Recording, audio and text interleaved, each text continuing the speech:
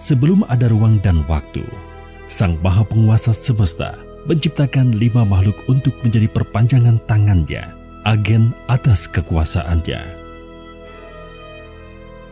Makhluk yang pertama adalah Ifrit, kekuasaan akan api diberikan kepadanya. Makhluk yang kedua adalah Khidir, kekuasaan akan air diserahkan ke tangannya. Makhluk yang ketiga adalah Jibril, kekuasaan akan cahaya dianugerahkan kepadanya. Makhluk yang keempat adalah Adam, kekuasaan akan tanah dimandatkan dalam kedudukannya. Makhluk yang kelima adalah Eva, kekuasaan akan angin disatukan dengan inti keberadaannya. Mereka berlima adalah Nur Muhammad.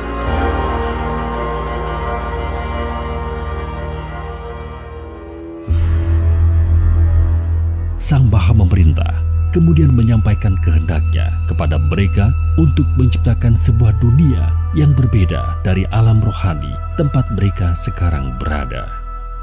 Dengan kekuasaan yang diberikan Yang Maha Pencipta yang tiada bandingannya, kelimanya bekerja sama, memanfaatkan ilmu dan kekuasaan yang telah diberikan kepada mereka.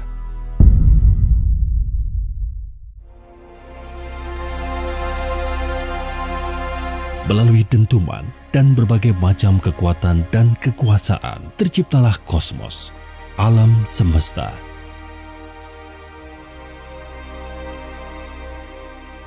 Yang Maha memberi manfaat puas dengan penggunaan kekuasaan atas penciptaan yang telah diberikan kepada mereka. Yang Maha Bijaksana kemudian berpesan, mereka boleh melanjutkan penggunaan akan kekuasaan tersebut, tetapi jangan sekali-kali bermain-main dengan roh, esensi utama yang menyusun eksistensi mereka di alam rohani. Nur Muhammad mendengar dan menerima perintah tersebut.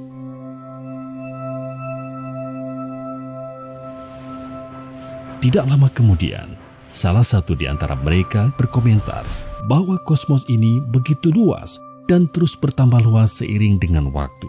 Sayang sekali jika hanya mereka berlima yang menikmatinya. Mereka pun melanjutkan usaha pemanfaatan kekuasaan yang telah diberikan oleh Sang Maha Agung dengan menciptakan sebuah awal dan akhir bernama kehidupan di dalamnya.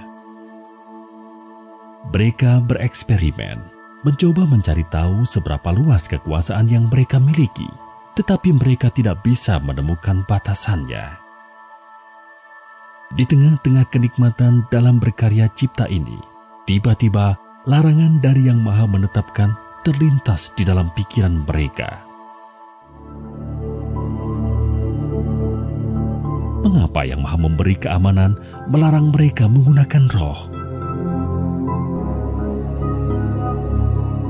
Seiring dengan perkembangan dan perubahan terhadap makhluk-makhluk yang mereka ciptakan di kosmos, rasa penasaran mereka semakin menjadi-jadi. Hingga pada suatu ketika, keempat dari 5 bersaudara ini akhirnya tidak bisa menahan diri untuk mulai menggabungkan secuil roh, esensi eksistensi mereka, dengan makhluk-makhluk yang mereka ciptakan di alam semesta. Jibril menolak untuk ikut berpartisipasi dalam percobaan mereka karena patuh terhadap perintah Yang Maha menentukan hukum. Keempat saudaranya menganggap penolakan Jibril karena ia tidak mempunyai ilmu yang bisa digunakan dalam percobaan tersebut.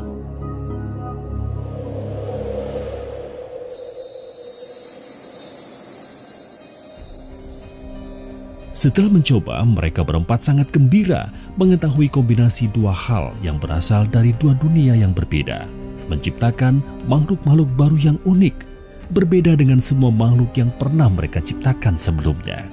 Mereka pun melanjutkan proses penciptaan alam semesta dengan melakukan berbagai macam eksperimen menggunakan roh mereka sendiri sebagai satu bahannya. Sang Maha mengetahui sadar akan hal ini. Jibril kemudian bertanya kepadanya, mengapa Yang Maha melihat membiarkan keempatnya melanggar peringatannya? Sang Maha menghendaki ingin menciptakan pemimpin atau khalifah di alam semesta. Jibril kembali bertanya, mengapa Sang Maha Bijaksana ingin mengisi alam semesta dengan makhluk yang tercipta dari kontradiksi dan dualitas tersebut? Bukankah mereka hanya akan saling menyakiti dan menghancurkan? Sang Maha Memuliakan makhluknya menjawab. Jawaban atas pertanyaan tersebut harus Jibril cari tahu sendiri. Ketika percobaan yang dilakukan oleh Ifrit, Khidir, Adam dan Eva hampir sempurna untuk menciptakan makhluk yang identik dengan karakteristik mereka, tiba-tiba Yang Maha Tinggi memanggil mereka semua untuk berkumpul, termasuk Jibril.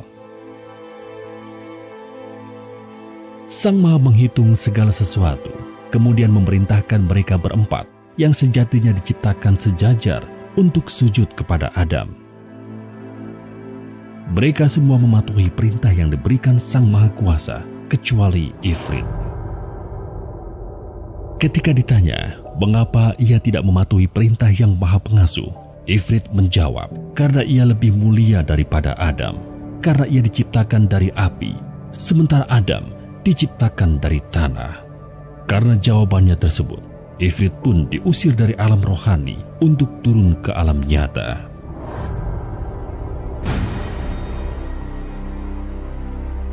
Ifrit diberikan kesempatan untuk membuktikan bahwa ia lebih mulia jika dibandingkan saudara-saudaranya yang lain, dengan mengalami sendiri kehidupan di alam nyata. Setelah selesai menguji Ifrit, Yang Maha Besar kemudian menguji keempat Nur Muhammad yang tersisa dengan mengiming-imingi kekuasaan yang lebih besar dari yang telah mereka miliki saat ini. Ternyata Adam dan Eva pun memakan umpan tersebut dan melanggar perintah Yang Maha Mengatur, sehingga mereka berdua kemudian juga diusir dari alam rohani. Adam dan Eva diberikan kesempatan untuk menambah pengetahuan dan kekuasaan yang mereka miliki dengan mengalami sendiri kehidupan di alam nyata. Dua bersaudara yang tersisa, Jibril dan Khidir, berdiskusi dan memutuskan bahwa salah satu dari mereka harus turun ke alam nyata untuk membantu saudara-saudara mereka. Khidir memutuskan untuk turun ke alam nyata secara sukarela, sementara Jibril tetap tinggal sebagai penyambung komunikasi dari alam rohani. Keputusan ini memastikan Jibril mampu berkomunikasi dengan Khidir, sehingga petunjuk-petunjuk yang diberikan Yang Maha Pemberi Petunjuk bisa diterima di alam nyata. Berbeda dengan di alam rohani, kali ini mereka harus hidup berbalutkan jasad salah satu makhluk yang mereka ciptakan, sebuah gabungan antara roh dengan jasmani yang telah mereka modifikasi. Terdapat begitu banyak dorongan yang disebabkan tubuh jasmani tersebut yang belum pernah mereka rasakan sebelumnya. Hal ini menjadi tantangan tersendiri bagi mereka berempat. Di samping itu, terdapat juga rasa permusuhan dan saling menyalahkan di antara mereka atas pengusiran dari alam rohani tersebut.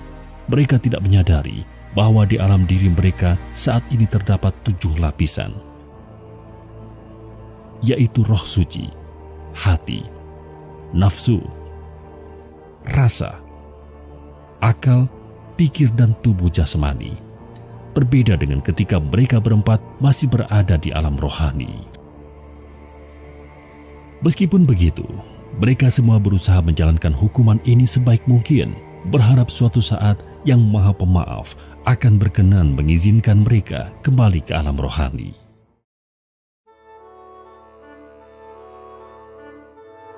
Setelah beberapa waktu, turunlah perintah dari Yang Maha Menyeimbangkan bahwa mereka harus berkembang biak dan mengisi alam nyata dengan anak-anak mereka.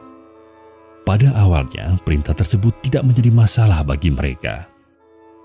Secara perlahan-lahan namun pasti, mereka berhasil membimbing anak-anak mereka bagaimana cara bertahan hidup di dunia yang keras.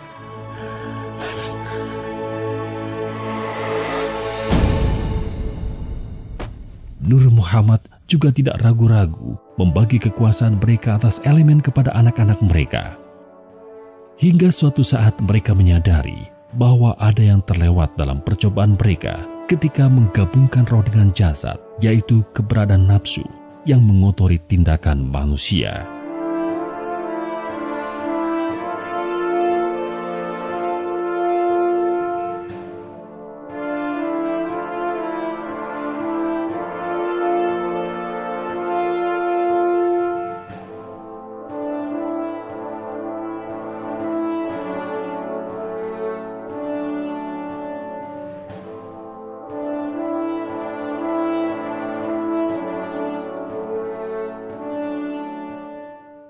anak-anak mereka, makhluk yang mereka sebut manusia, memiliki kecenderungan untuk dikendalikan dorongan tubuh jasmani mereka daripada rohnya. Kemudian ketika jasadnya mati, rohnya terjebak di alam nyata yang tidak bisa kembali ke alam rohani. Namun yang telah meninggal tersangkut di antara dua dunia. Mereka tidak benar-benar berada di alam nyata karena tidak memiliki jasmani, namun mereka juga jelas-jelas tidak masuk ke alam rohani. Hal ini mengakibatkan seiring dengan waktu manusia semakin sulit dikendalikan karena jumlah mereka terus bertambah. Nur Muhammad yang berpengalaman menciptakan alam semesta dan isinya ternyata mengalami kesulitan dalam mengendalikan kecenderungan hewani anak-anak mereka.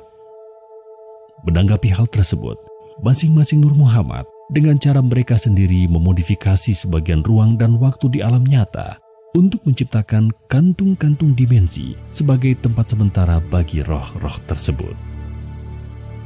Elysium, Tartarus, Asphodel Field, Valhalla, Hell, Nilfgaard, Sheol, Olam Haba, Heaven, Hell, Paradise, Limbo, Jannah, Jahanam, serta berbagai macam bentuk kehidupan setelah kematian, surga, neraka, sebagai bentuk imbalan atau hukuman, atau tempat lain di antara keduanya, merupakan hasil kekuasaan yang dimiliki Nur Muhammad dalam usahanya mengendalikan roh-roh manusia yang terjebak di alam nyata.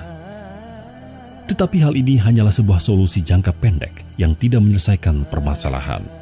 Berbeda dengan Nur Muhammad, manusia tidak memiliki daya yang cukup untuk melihat dengan jelas kekuasaan yang Maha Pencipta dalam segala hal, termasuk keberadaan alam rohani yang sebenarnya. Oleh karena itulah, kantung-kantung dimensi di alam nyata, atau bisa juga disebut alam fana, pada akhirnya seringkali disalahpahami sebagai alam rohani yang sebenarnya.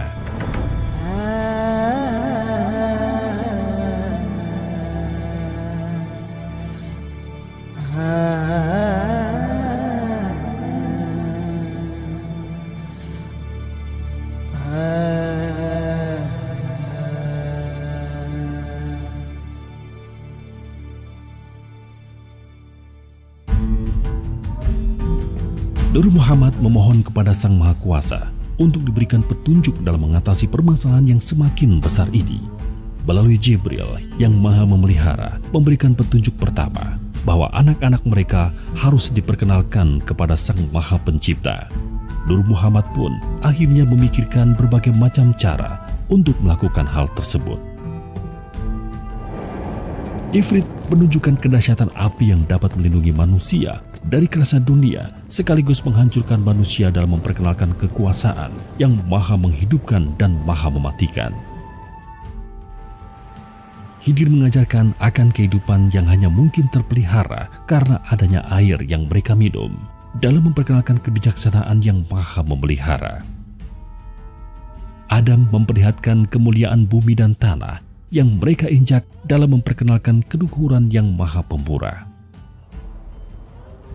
Eva memberikan pemahaman akan kelembutan sekaligus kekejaman udara yang mereka hirup dalam memperkenalkan keadilan yang maha nyata sekaligus gaib. Usaha memperkenalkan umat manusia kepada Sang Maha Pencipta berlangsung hingga puluhan ribu tahun. Akibat situasi yang menyebabkan mereka diusir dari alam rohani, Nur Muhammad lebih suka bekerja sendiri-sendiri. Di setiap siklus pengenalan akan Yang Maha Pencipta yang mereka lakukan dengan cara mereka sendiri-sendiri, manusia memang menjadi lebih terkontrol karena melihat sosok Nur Muhammad secara langsung. Tetapi begitu waktu berlalu dan ditinggal untuk berusaha sendiri, manusia selalu kembali pada kekacauan dan kerusakan. Bahkan, sebagian justru menyembah Nur Muhammad daripada Yang Maha Kuasa yang sebenarnya. Untuk menghindari pengkultusan tersebut, mereka mulai menggunakan sosok manusia khusus sebagai lewatan dalam menyampaikan ilmu kepada umat manusia. Sosok manusia tersebut sebagian kita kenal dengan sebutan Nabi atau Rasul. Jika satu cara tidak berhasil, maka akan dilakukan modifikasi dan melakukan pendekatan baru. Tidak jarang Nur Muhammad juga harus menekan tombol reset menghancurkan kebudayaan manusia yang dianggap terlalu menyimpang agar bisa memulai proses tersebut dari awal. Itulah sebabnya terdapat jutaan agama dan kepercayaan di sepanjang sejarah umat manusia. Sebagian masih hidup dan dilaksanakan, sementara sisanya sudah hilang di telan waktu. Agama Islam yang dilewatkan melalui Nabi Muhammad, yang kemudian berkembang dalam berbagai versi, merupakan hasil kolaborasi dari Khidir dan Jibril. Agama Kristen Katolik dan segala bentuk turunannya yang menjunjung tinggi Kristus dan cinta kasih merupakan hasil kolaborasi Hawa atau Eva dan Jibril. Agama Hindu dan berbagai bentuk kejawen serta berbagai tradisi yang mengajarkan kemuliaan kepada manusia melalui cerita kepahlawanan merupakan hasil kolaborasi Adam dan Jibril. Agama Konfusius, Buddha, dan berbagai ajaran berbau ateisme yang mengajarkan kemuliaan kepada manusia tanpa secara eksplisit harus menyembah dan mengakui keberadaan Sang Pencipta merupakan hasil kolaborasi antara Ifrit dan Jibril. Dalam semua contoh ajaran kebaikan tersebut, Jibril hanyalah berfungsi sebagai kolaborator Nur Muhammad yang ada di alam nyata dalam berhubungan dengan Allah. Setelah melakukan berbagai pendekatan dan usaha yang tidak terhitung, Nur Muhammad tidak pernah berhasil mengantarkan satupun roh anak-anak mereka kembali ke alam rohani.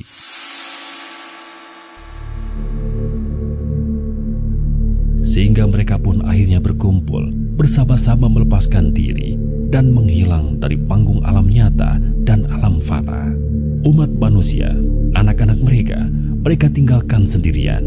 Mereka berkonsentrasi dan bersujud bersama di hadapan Yang Maha Pemilik kebesaran dan kemuliaan, menyerah dan mengakui bahwa mereka tidak mampu menyelesaikan tantangan ini. Mereka sujud selama hampir 1000 tahun sebelum akhirnya Yang Maha Bercahaya memberikan petunjuknya. Bahwa agar manusia bisa mengalahkan kecenderungan yang ada di dalam dirinya sendiri, yaitu nafsu, dan agar bisa benar-benar menjadi pemimpin di alam semesta, mereka membutuhkan pertolongan berupa utusan dari alam rohani, yaitu Malaikat Muqarrabin. Malaikat Muqarrabin adalah pancaran sinar dari Jibril, atau bisa disebut juga anak-anak Jibril, sebagaimana fitrah umat manusia merupakan anak-anak Nur Muhammad. Saat itulah Ifrit, Khidir, Adam, dan Eva baru sadar bahwa selama ini ilmu yang berusaha mereka cari-cari mengenai roh ternyata diberikan Yang Maha Kuasa kepada Jibril. Tetapi sebelum Malaikat Muqarrabin diturunkan, terdapat berbagai persyaratan yang harus dipenuhi oleh keempat Nur Muhammad berada di alam nyata. Nur Muhammad pun mulai bergerak kembali. Kali ini mereka bersama-sama bekerja sebagai satu kesatuan, seperti ketika pertama kali mereka menciptakan kosmos. Mereka memilih laboratorium untuk mulai melaksanakan perintah Yang Maha Esa tersebut di Tanah Jawa, sebuah tempat yang saat ini dikenal sebagai bagian dari Indonesia. Mengapa di Tanah Jawa? Pertama, karena tempat ini adalah tempat mereka berkumpul bersama untuk bersujud menyembah kepada Yang Maha Mulia. Kedua, karena ketika Nur Muhammad sedang bersujud bersama-sama di hadapan Yang Maha Kekal atas kehendaknya, Tanah Jawa ternyata telah menjadi tempat di mana terdapat campuran dari segala macam agama dan kepercayaan milik mereka berempat ketika mereka sedang bekerja sendiri-sendiri. Di Tanah Jawa, Nur Muhammad dikenal dengan sebutan Sedulur Papat Kalimo Pancer. Sedulur Papat mengacu kepada keempat Muhammad yang saat itu berada di alam nyata, orang tua rohani seluruh umat manusia, sementara Kalimo Pancer mengacu kepada Nur, cahaya, alias Jibril di alam rohani. Kali ini pun langkah pertama mereka adalah membaurkan seluruh ajaran mereka tersebut dengan pendekatan kasih sayang, ibarat berusaha mengambil ikan tanpa mengeruhkan airnya melalui orang-orang pilihan mereka yang dikenal dengan sebutan Wali Songo. Nur Muhammad membagi tugas utama yang perlu dilakukan menjadi 3. Pertama, Ifrit dan Khidir bertugas mengambil kembali segala bentuk ilmu kesaktian yang terlanjur mereka bagi kepada anak-anak mereka di masa lalu dan sudah dimodifikasi atau dicemari sehingga tidak sesuai dengan tujuan awal semua itu diberikan.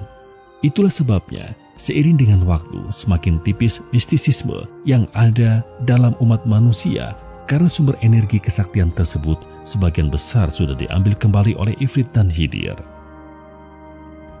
Kedua, Adam dan Eva bertugas meningkatkan ilmu dan sumber daya yang dimiliki oleh umat manusia dengan pendekatan yang tidak menggunakan ilmu kesaktian, terutama agar tidak melibatkan roh sebagai sumber energinya. Itulah sebabnya beberapa abad terakhir manusia mengalami kemajuan yang pesat di bidang ilmu pengetahuan dan teknologi. Sementara itu, Jibril bertugas mempersiapkan anak-anaknya, malaikat Muqarrabin, agar bisa menjadi rasul sebagai lewatan ilmu kebenaran. Lewatan yang maha memberi manfaat dalam membimbing umat manusia agar bisa menang melawan musuh besarnya, yaitu nafsu yang ada di dalam diri mereka sendiri. Setelah semua persyaratan tersebut dianggap cukup, dimulailah proses pengadilan rohani. Nur Muhammad diperintahkan untuk bersama-sama memproses cukup satu saja individu manusia agar memiliki kualitas tertinggi yang bisa mereka capai dengan tujuan memudahkan malaikat Muqarrabin agar bisa berinteraksi dengan manusia, hidup ataupun mati. Proses pembimbingan secara manual terhadap individu tersebut akan digunakan sebagai standar operasi untuk proses otomatis ketika malaikat Muqarrabin sudah turun nantinya. Dalam kesempatan yang sama, umat manusia didefinisikan, dikategorikan, dan diukur kualitasnya di hadapan yang maha tinggi. Standar yang digunakan adalah keikhlasan seorang manusia dalam menghadapi takdir yang ditetapkan kepadanya di dunia, yang tercermin dalam keputusan-keputusan yang ia ambil di dalam sandiwara kehidupan.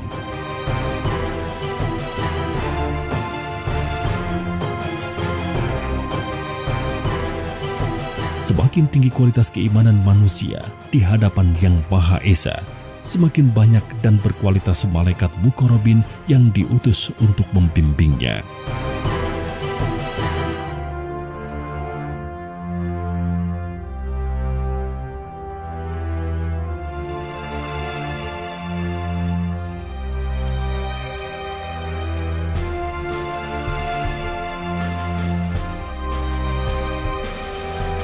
Dari pengadilan rohani, Nur Muhammad mengklasifikasikan tingkat keimanan manusia menjadi 20 tingkatan dengan level 1 tertinggi, sementara level 20 terendah. Tingkatan ini untuk menentukan berapa jumlah dan kualitas malaikat Muqarrabin yang akan memberikannya pertolongan dari dalam diri manusia. Manusia yang akan difokuskan untuk dididik di alam nyata memiliki tingkatan antara 1 hingga 17. Sementara level 18, 19, dan 20 akan difokuskan pengajarannya di alam fana karena keikhlasan mereka sangatlah rendah jika dibandingkan dengan sisa hidup mereka di alam nyata. Atau dengan kata lain, mereka akan diwafatkan terlebih dulu sebelum memulai proses pengajarannya. Pada tahun 1989, MM Yasin diturunkan. Malaikat ini memiliki keahlian untuk menggiring roh-roh gentayangan di alam nyata agar mereka berhenti mempengaruhi yang masih hidup dalam menghadapi kehidupan yang sudah berat, agar benar-benar terpisah dari yang hidup dan memulai pembelajaran di alam yang khusus disediakan untuk mereka, alam fana. Pada tahun 1999 MM Nurani diturunkan. Malaikat ini bertugas melanjutkan usaha Ifrit dan Hidir dalam mengambil kembali ilmu-ilmu Nur Muhammad yang tidak bermanfaat dan atau telah digunakan oleh manusia untuk hal-hal yang tidak bermanfaat dengan menggunakan pendekatan kasih sayang tanpa adanya pemaksaan. MM Nurani kemudian mengembalikan ilmu-ilmu tersebut kepada Nur Muhammad. Dalam mengerjakan tugasnya, MM Nurani berkolaborasi dengan MM Yasin. Pada tahun 2005, MM Lumah diturunkan. Malaikat ini memiliki keahlian dan kemampuan untuk mengajarkan manusia bagaimana memahami ilmu maksud dan tujuan Allah dalam menguji manusia melalui kehidupan.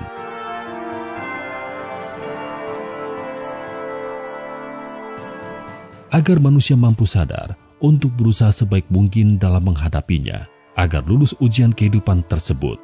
Kelulusan atas ujian kehidupan merupakan modal utama manusia agar segala tindakannya bisa dilakukan dengan niat hanya karena Allah sehingga pada akhirnya akan mampu berakhlak mulia yang sebenarnya. Sebagaimana tujuan awal manusia diciptakan, menjadi pemimpin bagi alam semesta.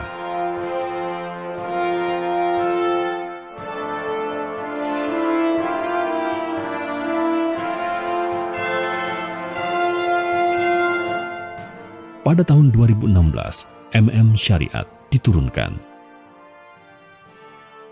Malaikat ini memiliki energi dan keahlian untuk menggerakkan manusia agar mampu hijrah dari kecenderungan untuk berbuat baik dan buruk yang sifatnya relatif di hadapan sesama manusia, menjadi kecenderungan untuk berbuat benar yang sifatnya absolut di hadapan Yang Maha Mulia. Dalam melakukan tugas mereka, Lumah berkolaborasi dengan Syariat.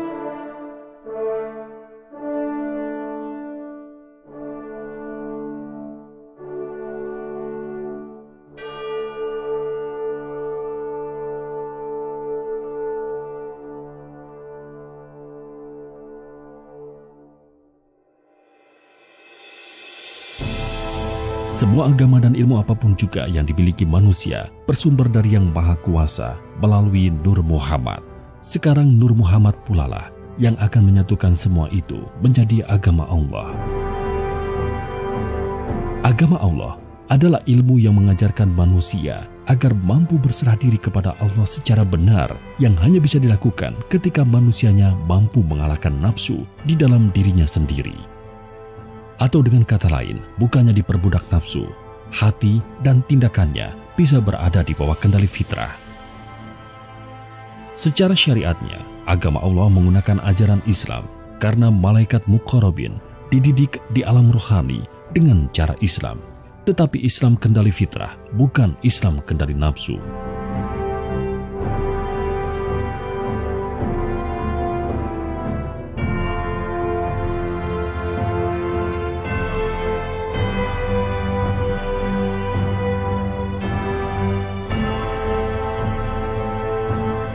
Masa inilah yang sejatinya disebut sebagai masa kejayaan dan kebangkitan Islam, di mana Islam benar-benar menjadi rahmatan lil alamin, rahmat untuk seluruh alam. Allah Zat yang Maha Merencana, sesuai di dalam surat An-Nasr, apabila telah datang pertolongan Allah dan kemenangan, dan kamu lihat manusia masuk agama Allah dengan berbondong-bondong, maka bertasbihlah dengan memuji Tuhanmu dan memohonlah ampun kepadanya. Sesungguhnya Dia yang Maha Penerima Taubat.